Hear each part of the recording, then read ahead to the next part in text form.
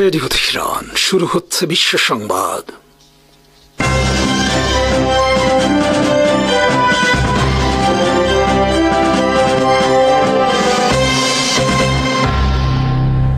শুরুতেই সংবাদ শিরোনাম।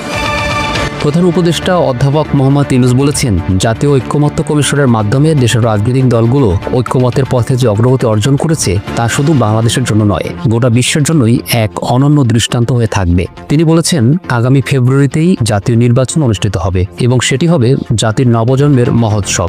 এই যে এত ত্যাগ, এত রক্ত, এত আত্মাহুতি, এগুলো সার্থক হবে যদি আমরা ওই নবজন্মটা লাভ করতে পারি। রাজধানীর ফরেন সার্ভিস একাডেমিতে রাজনৈতিক দলগুলোর সঙ্গে জাতীয় ঐক্যমত্য কমিশনের চলমান সংলাপে প্রধান উপদেষ্টা একথা বলেন। তিনি বলেন, শুরুতে যখন কমিশনের ধারণা এলো আমি নিশ্চিত ছিলাম না এটা টিকবে কিনা, কিন্তু আজ দীর্ঘ পথ অতিক্রম করার পরে আপনাদের আলোচনা ও সিদ্ধান্তে আমি অভিভূত হয়েছি। এত পরিশ্রম করে এটা করবেন, এটা আমার মনে আসে নাই তখন যখন আমি আলাপ করলাম। কমিশনের অভিজ্ঞতা ভবিষ্যতে অন্য দেশগুলো অনুসরণ করবে মন্তব্য করে প্রধান উপদেষ্টা বলেন, এটা শুধু বাংলাদেশের অভিজ্ঞতা হয়ে থাকবে না, সারা দুনিয়া লক্ষ্য করবে আমরা কিভাবে সমস্যার সমাধান করলাম। পৃথিবীর অন্যান্য দেশ আমাদেরকে লক্ষ্য করবে, শিখতে আসবে যে আমরা কিভাবে এটা করলাম, কি জিনিস আমরা এর মধ্যে দিয়েছি। প্রধান উপদেষ্টা জোর দিয়ে বলেন, জাতির সামনে আর কোনো বিকল্প পথ নেই। যে পথে আমরা শুরু করেছি সেই পথ থেকে বের হওয়ার কোনো সুযোগ নেই। এই সমতায় আমাদের আসতেই হবে। এটাই ছাত্র জনতার দেওয়ার সুযোগ, যেখান থেকে নতুন বাংলাদেশ গড়ে উঠবে। স্বৈরাচারকে বন্ধ করতে হলে আমাদেরকে সব একমত হয়ে এটা করতে হবে, দ্বিমতের কোনো জায়গা এখানে নাই।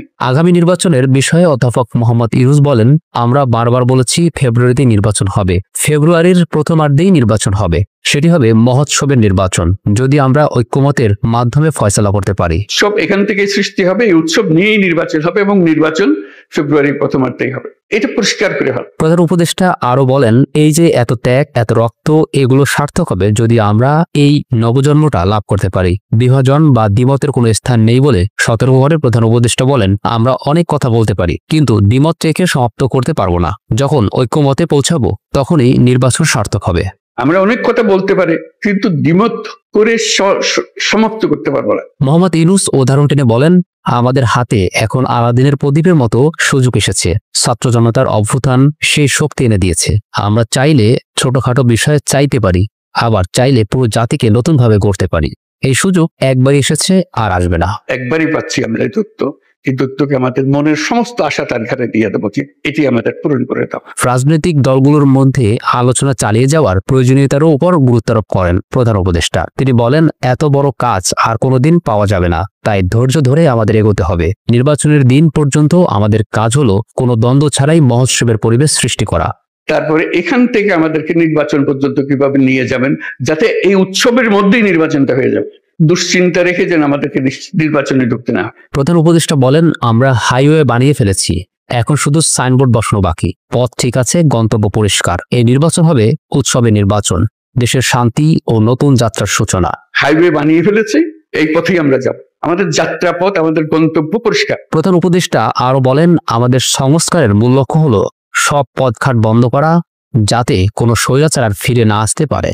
এজন্য সবাইকে একমত হতে হবে। সব পথঘাট বন্ধ করা, স্বৈরাচার আর কোন দিক থেকে যেন বাইরে আসতে না পারে আমাদেরকে, এটি আর কিচ্ছু না। কমিশনের কাজকে অভূতপূর্ব অর্জন বলে অভিহিত করেন প্রধান উপদেষ্টা। কমিশনের সদস্য ও রাজনৈতিক নেতাদের পরিশ্রমের প্রতি কৃতজ্ঞতা জানিয়ে তিনি বলেন, আপনারা ইতিহাসের এক স্মরণীয় অধ্যায় রচনা করেছেন, এখন শুধু এটিকে নিখুঁতভাবে সমাপ্ত করা দরকার। এর মধ্য দিয়েই নতুন জাতির জন্ম ঘটবে।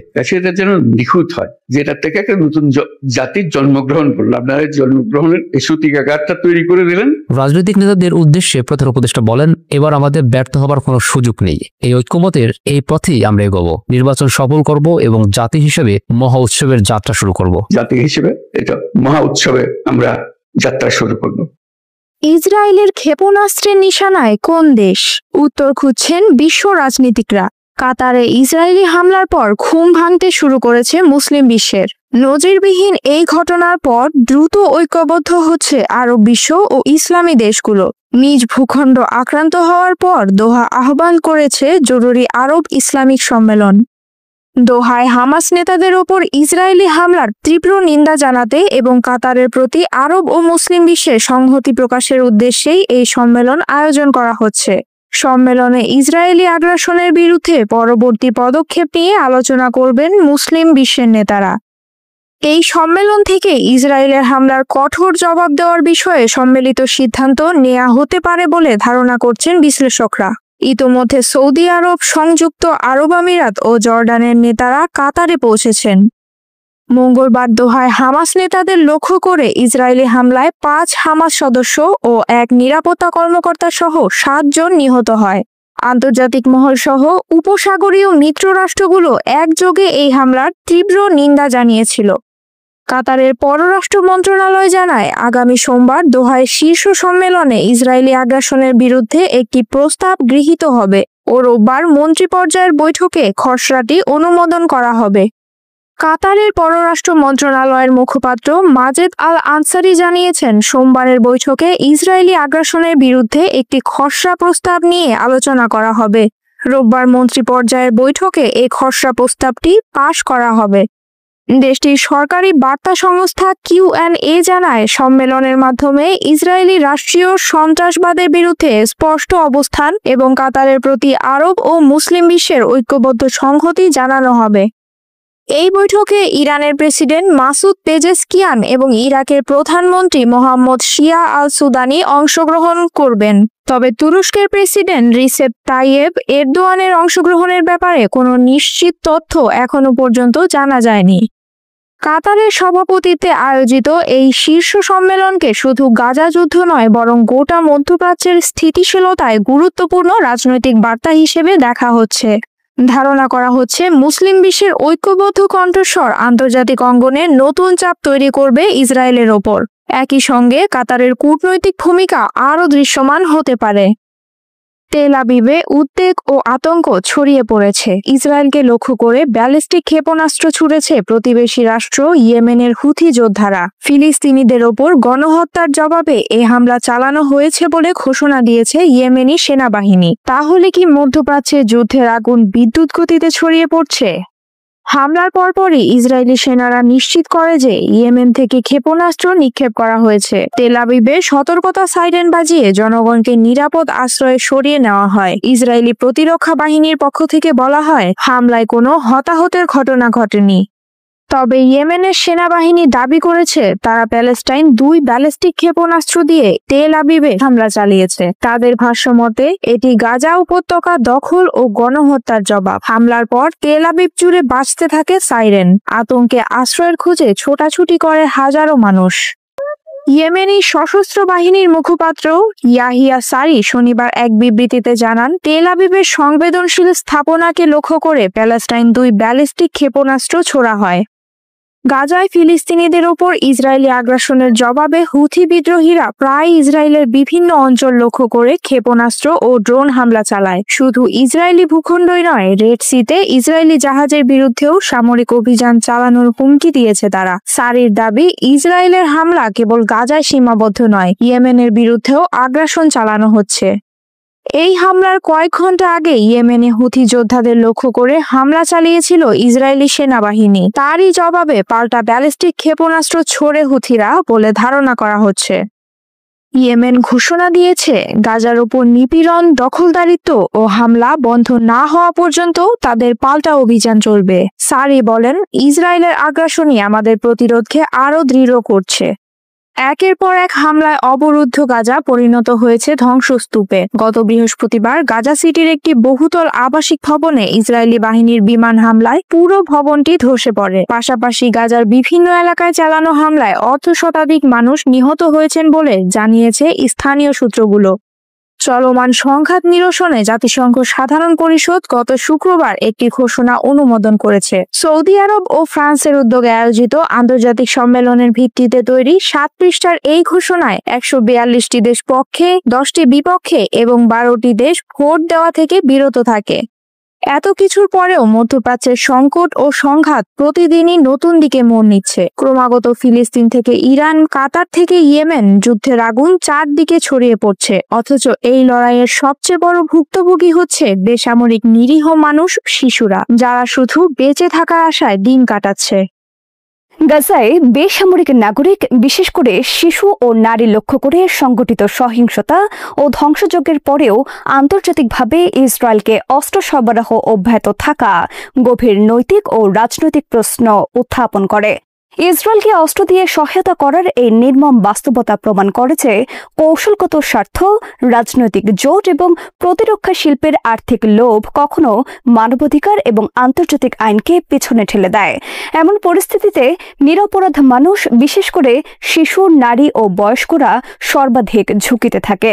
মানবাধিকার সংস্থা ও আন্তর্জাতিক পর্যবেক্ষকরা বারবার সতর্ক করেছেন, কিন্তু বাস্তবে সরবরাহকারী দেশগুলো প্রায়শই তাদের কৌশলগত স্বার্থকে অগ্রাধিকার দেয়। নিদারুণ বাস্তবতা হল আন্তর্জাতিক রাজনৈতিক ও সামরিক চক্র কখনো কখনো মানবিক নৈতিকতার চেয়ে বেশি প্রভাবশালী হতে পারে, এবং এ কারণে নিরপরাধ মানুষদের রক্ষা করা আজকের বিশ্বে বড় চ্যালেঞ্জ হয়ে দাঁড়িয়েছে। আরো জানবো এবারের প্রতিবেদনে। ইসরায়েলকে সবচেয়ে বড় এবং সবচেয়ে নিরবিচ্ছিন্ন অস্ত্রদানকারী হল মার্কিন যুক্তরাষ্ট্র।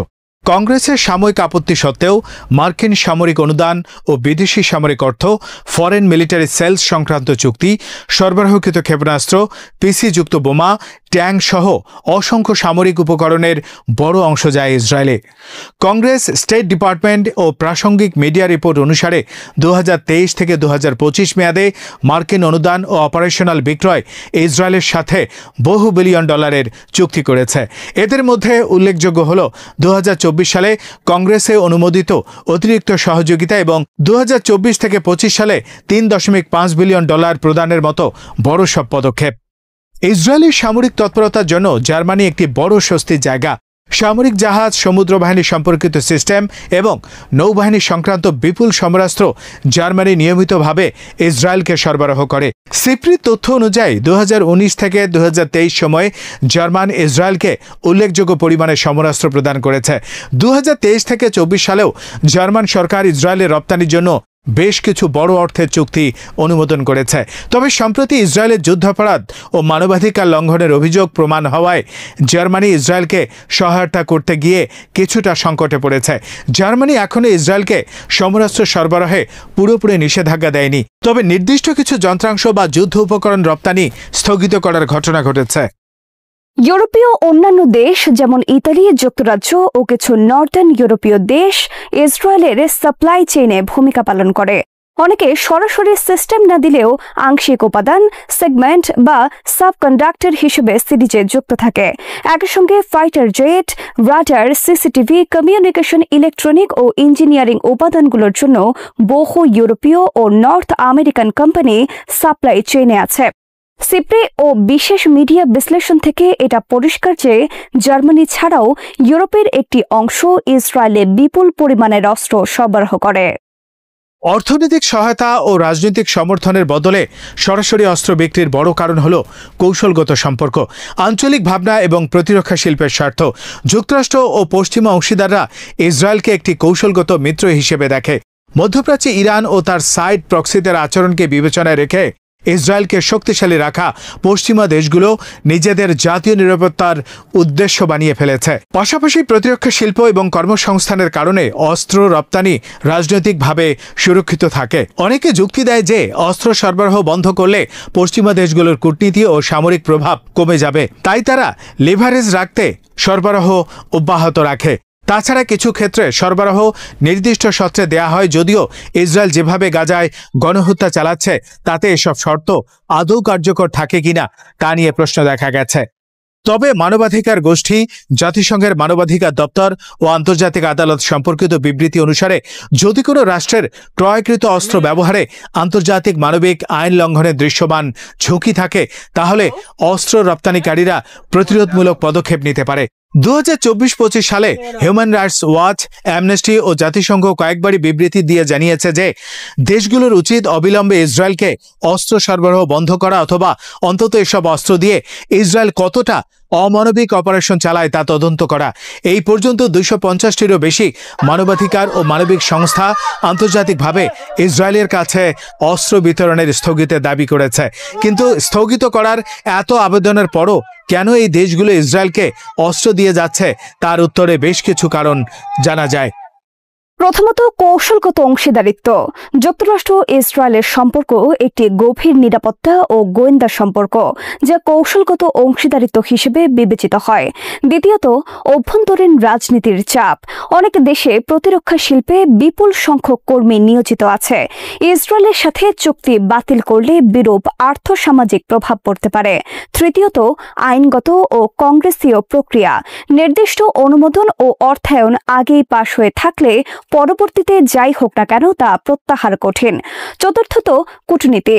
কিছু কিছু সাপ্লাই চেইন বহুজাতিক, তাই সরাসরি বাণিজ্য বন্ধ করলেও সাব চেইন কার্যকরভাবে অন্যভাবে চলে যেতে পারে।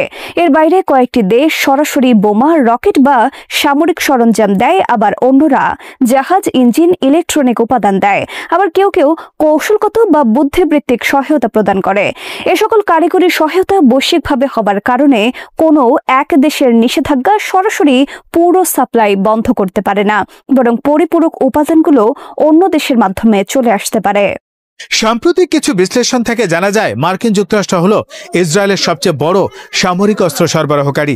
2019 থেকে 23 সালে জার্মানি ইসরায়েলকে উল্লেখযোগ্য মাত্রায় অস্ত্র সরবরাহ করে। তবে 2023-24 সালে জার্মানি অস্ত্র সরবরাহ বেশ ওঠানামা করেছে। কখনো অনুমোদন বেড়েছে, আবার কখনো নির্দিষ্ট যুদ্ধজাহাজ বা অস্ত্র চাহিদায় বিলম্ব হয়েছে। কিছু ইউরোপীয় দেশ এবং অস্ট্রেলিয়া, কানাডা সরাসরি বোমা বা বুলেট বিক্রি কম করলেও F-35 প্রোগ্রামের কারণে উৎপাদন সরবরাহ অব্যাহত রেখেছে, যা ইসরায়েলি বিমান বাহিনীর সক্ষমতাকে বজায় রাখতে সহায়তা করে।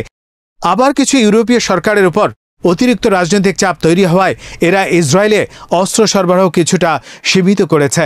উদাহরণস্বরূপ বলা যায়, জার্মানি 2024-25 সময়কালে কিছু ধরনের যুদ্ধোপকরণ রপ্তানি স্থগিত বা সীমিত করেছে এবং 2025 সালে জার্মানির এই প্রবণতা আরও বেড়েছে। একই সাথে স্কটল্যান্ডের মতো দেশের কিছু কোম্পানিও ইসরায়েলকে আর্থিক সহায়তা বন্ধের মতো পদক্ষেপ নিয়েছে। ফরাসি গণমাধ্যম মেডিয়াপার্টু এর তথ্য অনুযায়ী 2024 সালে ইসরায়েলের কাছে ফরাসি অস্ত্র রপ্তানি ও বিক্রি উল্লেখযোগ্যভাবে বেড়েছে। মেডিয়াপার্ট ফ্রান্সের প্রতিরক্ষা মন্ত্রণালয়ের 2025 সালের অস্ত্র রপ্তানি প্রতিবেদন সংগ্রহ করেছে, যা এখনও প্রকাশ করা হয়নি। প্রতিবেদন অনুযায়ী 2024 সালে ফ্রান্স বিশ্বব্যাপী 21.6 বিলিয়ন ইউরোর অর্ডার নিয়ে তার ইতিহাসের দ্বিতীয় সর্বোচ্চ সাফল্য অর্জন করেছে। এর মধ্যে ইসরায়েল ফরাসি অস্ত্র কেনার ক্ষেত্রে রেকর্ড করেছে। 2024 সালে ইসরায়েল ফ্রান্স থেকে মোট 27.1 মিলিয়ন ইউরো মূল্যের অস্ত্রের অর্ডার দিয়েছে, যা 2017 সালের পর সর্বোচ্চ। এই অর্ডারের বাইরেও ইসরায়েলের সরবরাহ করা অস্ত্রের পরিমাণ দাঁড়িয়েছে 16.1 মিলিয়ন ইউরোতে, যা গত 10 বছরের গড়ের সাথে সামঞ্জস্যপূর্ণ। প্রতিবেদন আরও জানায়, 2023 সালে ইসরায়েলের কাছে অস্ত্র রপ্তানির জন্য 75টি লাইসেন্স অনুমোদন দেওয়া হলেও 2024 সালে তা কমে দাঁড়ায় 50-এ। তবে অনুমোদিত অর্থের পরিমাণ দ্বিগুণেরও বেশি হয়েছে, 176.2 মিলিয়ন ইউরো থেকে বেড়ে দাঁড়িয়েছে 387.8 মিলিয়ন ইউরোতে।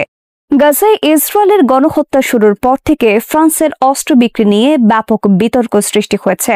এই গণহত্যায় এখন পর্যন্ত 64,000-এরও বেশি ফিলিস্তিনি নিহত হয়েছেন। প্রকাশ্যে কোনো মুসলিম দেশ ইসরায়েলকে সামরিক খাতে সহায়তা করে না। তবে কিছু আরব দেশ, বিশেষ করে আরব আমিরাত, বাহরাইন বা মরক্কোর মতো দেশ, যারা আব্রাহাম অ্যাকর্ডের মাধ্যমে ইসরায়েলের সাথে সম্পর্ক স্বাভাবিকীকরণ করেছে, তারা নিরাপত্তা বা বাণিজ্যিক স্তরে ইসরায়েলের সঙ্গে আরও ঘন যোগাযোগ তৈরি করেছে। এই যোগাযোগের ধরন বিভিন্ন সময় পরিবর্তিত হয়েছে। কখনো তা বৈদেশিক বিনিয়োগ ও বাণিজ্য, কখনো গোয়েন্দা নিরাপত্তা সমন্বয় এবং কখনো গোপন বৈঠক বা ট্রান্সপারেন্ট নন পাবলিক চ্যানেলের মাধ্যমে অগ্রসর হয়েছে। রিয়াদ এখনও সরকারিভাবে ইসরায়েলের সাথে সম্পর্কের স্বীকৃতি না দিলেও একাধিক রিপোর্টে উল্লেখ আছে যে সৌদি ইসরায়েল সম্পর্কের বিষয়ে দীর্ঘকালীন গোপন কূটনৈতিক চ্যানেল ও গোয়েন্দা যোগাযোগ ছিল, যা হামাসের অপারেশন আল আকসা ফ্ল্যাট অপারেশনের পর বন্ধ হয়ে যায়। আন্তর্জাতিক সংস্থা, মানবাধিকার সংস্থাসমূহ এবং কিছু দেশের বিচারিক সিদ্ধান্ত ইঙ্গিত দিয়েছে যে অস্ত্র রপ্তানি নৈরাজ্যের ক্ষেত্রে সরবরাহকারী রাষ্ট্রের আন্তর্জাতিক মানবাধিকার বাধ্যবাধকতা রয়েছে। যদি রপ্তানিকৃত অস্ত্র ব্যবহারে গুরুতর মানবাধিকার লঙ্ঘনের আশঙ্কা থাকে, তবে সরবরাহ বন্ধ করার আন্তর্জাতিক দায়বদ্ধতা রয়েছে। 2024-25 সালে OHCHR, হিউম্যান রাইটস ওয়াচ ও অ্যামনেস্টি এসব সংস্থাগুলো নিবিড়ভাবে সরবরাহকারীদের প্রতি আহ্বান জানিয়েছে যাতে তারা ইসরায়েলকে আর অস্ত্র সরবরাহ না করে। মানবাধিকার সংস্থাগুলো বলছে রাষ্ট্রগুলোকে এই মর্মে সিদ্ধান্ত নিতে হবে যে অস্ত্র রফতানি অবশ্যই আইনি, মানবিক ও নৈতিক মানদণ্ড মেনে চলবে। যদি মানবাধিকার লঙ্ঘন বা যুদ্ধ অপরাধের আশঙ্কা থাকে তাহলে অস্ত্র রপ্তানি অবিলম্বে স্থগিত করা উচিত। শান্তির পথে না গিয়ে পুতিন একের পর এক অশান্তি করেই যাচ্ছেন। এবার তাদের ড্রোন রোমানিয়ার আকাশ সীমায় অনুপ্রবেশ করেছে। রাশিয়া কি তাহলে আস্তে আস্তে ইউক্রেন যুদ্ধকে ইউরোপ জুড়ে ছাড়িয়ে দেওয়ার পরিকল্পনায় আছে? রাশিয়া যখন ইউক্রেনের উপর ব্যাপক হামলা চালায় তখন একটি রুশ ড্রোন রোমানিয়ার আকাশ সীমায় ঢুকে পড়ে। এ ঘটনায় রোমানিয়া জরুরি ভিত্তিতে যুদ্ধবিমান পাঠিয়ে প্রতিক্রিয়া জানায়। শনিবার এই ঘটনার সত্যতা নিশ্চিত করেছে দেশটির প্রতিরক্ষা মন্ত্রণালয়। রোমানিয়া জানায় ড্রোনটি শনাক্ত হওয়ার পর তারা 2টি F-16 এবং 2টি ইউরোফাইটার যুদ্ধবিমান মোতায়েন করে। ইউরোফাইটার দুটি জার্মানির নেতৃত্বে পরিচালিত এক যৌথ আকাশ প্রতিরক্ষা মিশনের অংশ। ড্রোনটি রোমানিয়ার দক্ষিণ পূর্বাঞ্চলের কিলিয়াভেকে গ্রামের কাছে রাডার থেকে অদৃশ্য হয়ে যায়। ঘটনার সময় দেশটির দক্ষিণ পূর্বাঞ্চলে কিলিয়াভেকে গ্রামের কাছে ড্রোনটি রাডার থেকে হারিয়ে যায় বলে জানানো হয়। একই সময় জনগণকে নিরাপদে আশ্রয় নেওয়ার জন্য সতর্ক বার্তা পাঠানো হয়। রোমানিয়ার প্রতিরক্ষা মন্ত্রী ইয়নুত মোস্তায়ানু জানান যুদ্ধবিমানগুলো ড্রোনটিকে গুলি করে প্রায় ভূপাতিত করে ফেলেছিল। তবে শেষ পর্যন্ত ড্রোনটি রোমানিয়ার আকাশ সীমা ছেড়ে ইউক্রেনের দিকে ফিরে যায় বলে ধারণা করা হচ্ছে। সীমান্ত এলাকায় কোনো ধ্বংসাবশেষ আছে কিনা তা খুঁজে দেখতে হেলিকপ্টারে পাঠানো হবে বলেও জানান তিনি। রোমানিয়া ইউরোপীয় ইউনিয়ন ও ন্যাটোর সদস্য রাষ্ট্র। ইউক্রেনের সঙ্গে 650 কিলোমিটার সীমান্ত জুড়ে রোমানিয়ার অবস্থান। ইউক্রেনে রাশিয়ার আগ্রাসন শুরুর পর থেকে এর আগেও একাধিকবার রোমানিয়ার ভূখণ্ডে রুশ ড্রোনের টুকরো পড়েছে। ইউক্রেনের প্রেসিডেন্ট ভ্লাদিমির জেলেনস্কি বলেন ডেটা অনুযায়ী ড্রোনটি প্রায় 10 কিলোমিটার ভেতরে ঢুকে পড়ে এবং প্রায় 50 মিনিট ধরে ন্যাটোর আকাশ সীমায় সক্রিয় ছিল। তার অভিযোগ রাশিয়া ভালোভাবেই জানে তাদের ড্রোন কোথায় যাচ্ছে এবং কতক্ষণ আকাশে থাকতে পারবে। তিনি বলেন রাশিয়া ইচ্ছাকৃতভাবে যুদ্ধকে আরো বিস্তৃত করছে। এখন সবচেয়ে জরুরি হলো রাশিয়ার বিরুদ্ধে কঠোর নিষেধাজ্ঞা দেওয়া, রুশ পণ্যের ওপর শুল্ক আরোপ করা এবং মিত্র দেশগুলোকে নিয়ে একটি শক্তিশালী যৌথ প্রতিরক্ষা ব্যবস্থা গড়ে তোলা। এই ঘটনায় সুইডেনও উদ্বেগ প্রকাশ করেছে।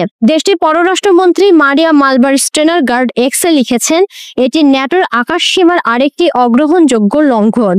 রোমানিয়ার পাশে সুইডেন সবসময় রয়েছে এবং প্রয়োজন হলে ন্যাটো জোটের প্রতিরক্ষা কার্যক্রমে সহযোগিতা দিতে প্রস্তুত। পোল্যান্ডের আকাশ সীমায় রুশ ড্রোন অনুপ্রবেশের পর দেশটি সেগুলো গুলি করে ভূপাতিত করে। এরপর ন্যাটো ঘোষণা দেয় ইউরোপের পূর্বাঞ্চলে প্রতিরক্ষা জোরদার করা হবে। যদিও রাশিয়া বলে তাদের লক্ষ্য পোল্যান্ড ছিল না, তবে ইতিমধ্যে ফ্রান্স, জার্মানি ও সুইডেন সহ কয়েকটি দেশ পোল্যান্ডের আকাশ প্রতিরক্ষায় যুক্ত হয়েছে। যুক্তরাষ্ট্রের পররাষ্ট্রমন্ত্রী মার্কো রুবিও বলেন রাশিয়ার ড্রোন পোল্যান্ডে প্রবেশ করা অত্যন্ত বিপজ্জনক ও অগ্রহণযোগ্য। তার মতে ড্রোনগুলো ইচ্ছাকৃতভাবে ছোড়া হলেও সেগুলো পোল্যান্ডকে লক্ষ্য করে ছিল কিনা তা এখনো নিশ্চিত নয়। রুবিও সতর্ক করে বলেন যদি প্রমাণ পাওয়া যায় যে পোল্যান্ডই ছিল টার্গেট তবে তা হবে যুদ্ধ পরিস্থিতিকে আরো উত্তপ্ত করে তোলার মতো পদক্ষেপ।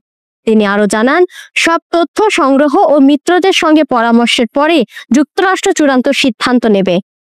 এদিকে মার্কিন প্রেসিডেন্ট ডোনাল্ড ট্রাম্প বলেছেন তিনি রাশিয়ার উপর বড় ধরনের নিষেধাজ্ঞা দিতে প্রস্তুত, তবে শর্ত হলো ন্যাটোর সব দেশকে একসঙ্গে এর সিদ্ধান্ত নিতে হবে এবং রাশিয়া থেকে তেল কেনা পুরোপুরি বন্ধ করতে হবে। এর আগেও তিনি একাধিকবার নিষেধাজ্ঞার হুমকি দিলেও তা বাস্তবায়ন করেননি। তবে পুতিনের স্বেচ্ছাচারিতার লাগাম টানতে এবার তিনি বদ্ধপরিকর। ইউক্রেন যুদ্ধকে ইউরোপ জুড়ে ছড়িয়ে দেওয়ার আগেই পুতিনের লাগাম টানা যাবে তো? শ্রোতা বন্ধুরা, বিশ্ব সংবাদে এই ছিল আমাদের সর্বশেষ আয়োজন। সঙ্গে থাকার জন্য আপনাদের সবাইকে অসংখ্য ধন্যবাদ।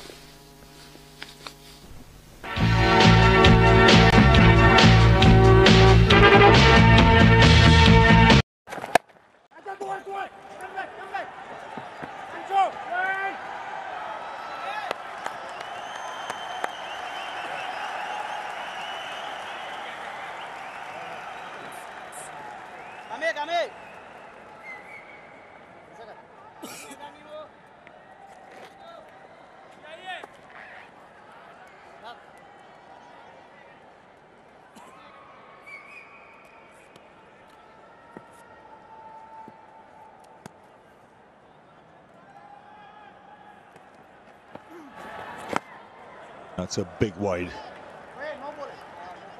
And check even if it's a no ball.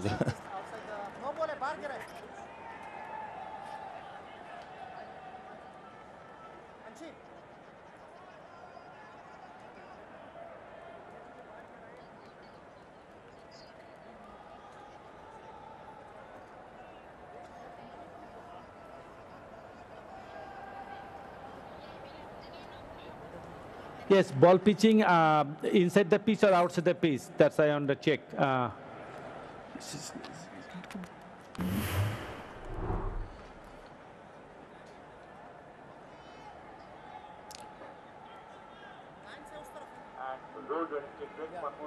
Yeah, please, please.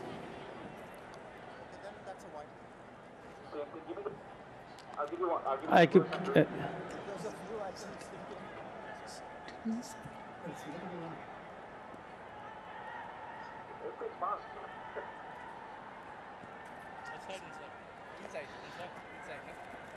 Ball pitching outside the pitch.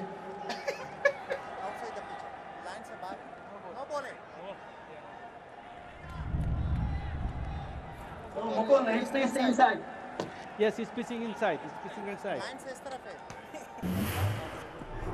Well, he's lucky to get away with that, with just a wide. I think he just expected the batsman to run down the track. He fired it wide.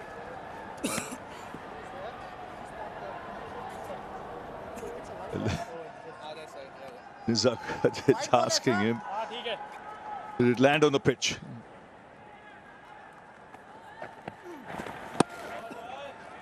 Another one. I think you're right. He's thinking that Anshuman is going to give him the charge, go down the pitch. That's why he's firing it outside the off stump.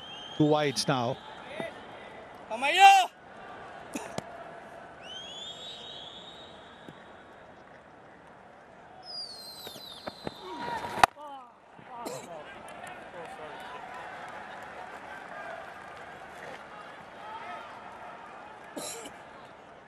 Babar Hayat is the only batsman from Hong Kong, China, who's had 250s in Asia Cup T20s.